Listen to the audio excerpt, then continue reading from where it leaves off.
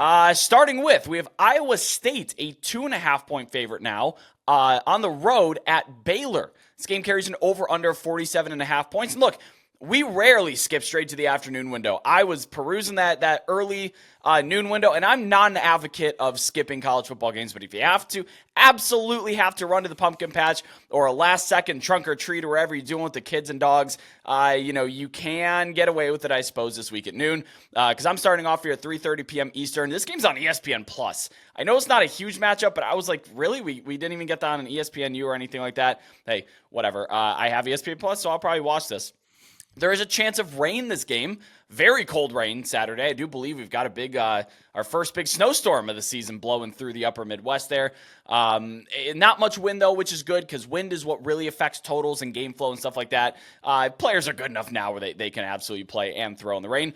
Right off the bat, I took Iowa State on the money line back when it was -1.5. I'd probably lean the points at this juncture. I like the money line because it was 1.5. You're saving a dumb 1 point winner or whatever.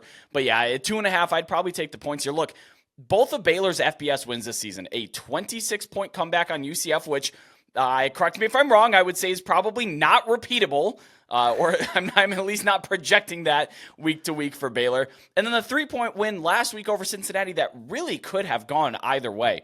Iowa State, on the other hand, was looking really good heading into their bye week. They beat an improved Oklahoma State team, dominated TCU, and then handily beat Cincinnati. Now, I don't believe in the transitive property in college football. People love throwing it out every now and then. It's a dangerous way to think. But when you look at the fact that Iowa and Baylor were Cincinnati's last two opponents, both came to Cincinnati. How do those games go? Iowa State beat them by 20. Baylor maybe could have lost there. I know Bill Connolly's postgame win expectancy still had about 65% chance to win for Baylor. Plus, Iowa State comes in on a rest advantage. It's not often that I don't really dive into the nuts and bolts of these games and get into the individual matchups. But yeah, man, hey, look, aggregate power ratings favor Iowa State by over a field goal on the road. And this may be my underthink game of the year, but it's Iowa State for me. What say you? Yeah, Brett, this is I like this game too, and I am a little surprised it's ESPN Plus. I guess they do have to put some content on there to get subscribers for ESPN Plus. They can't be putting all of the lowest rated college football games on there. So I like this one. It has a watchability score of 6.6. Two of my favorite head coaches in college football, to be completely honest, and I have no affinity or ties to these schools in particular. I just like these coaches and how they build programs and what they do in the college football space. So they're having two very different seasons. I have Iowa State -4.5 in this one. It's a 62% win expectancy for the Cyclones. Iowa State's number 44 overall in my power ratings. Cyclones have the nation's number 14 defense, really, really good defense, which we've seen year in, year out in names. It's number 2 in the Big 12 behind only Texas. But also, like we've seen kind of year in and year out names, Iowa State has the conference's worst offense at number 79. But that's actually the best I've had this unit ranked all season, Brett. At 3 and 4, Baylor has 1.3 fewer wins than I projected in the preseason through week 8. The Bears have been downgraded 10.8 points since the preseason, Brett. I know. It's more than any other Power 5 team. It's number 3 nationally. Only Temple and Southern Miss have experienced a larger power rating downgrade in season. And to make matters worse, at number 73, Baylor's power rating ranking has fallen 45 spots since the preseason. That's 6 more than the second team on this list, which is Michigan State. So nobody's fallen more in the rankings than Baylor. Only 2 teams fallen more in the power rating. So it has not been the season we expected in Waco. The Baylor offense is number 78. The defense is number 83. Not only do my numbers favor Iowa State on both sides of the ball, the Cyclones have the rest advantage, as you mentioned, coming out of their off week. With only one conference loss, Iowa State isn't technically out of the Big 12 race.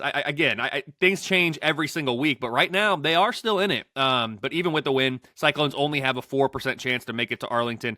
This is due, primarily to the games that they have upcoming still against Texas and Kansas State. Farmageddon, gotta love it to end the year there. Bottom line, Brett, Iowa State -4.5, 38% chance that Baylor wins back-to-back games for the first time this season.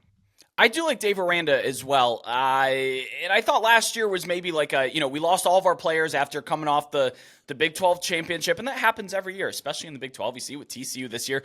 And I thought it might have been just a maybe one-year blip, and I expected them fully to rebound and be in the mix. I don't know if Aranda's going to be around long enough to build this program back up. There will be another program that gets a really, really good defensive coordinator probably for a year or two before he gets back on his feet with a head coaching job. But I've seen a lot of a lot of stuff about maybe Aranda not making it past the season, which would kind of be a shame. I mean, there's just the impatience in college football nowadays, and I get it. You have the transfer portal and you have NIL money to spend, so there's a lot of, well, there's really no excuse not to be able to build your team up really quick, but there's a lot of extenuating circumstances. The college football world is changing, and with the two, big programs in the Big 12 on their way out, who's to say that Baylor isn't that brand that can step in and be a consistent contender, but not if you're playing musical chairs with your coaches. So I do hope that they keep him on staff here. I'm with you there, but yeah, we'll certainly see.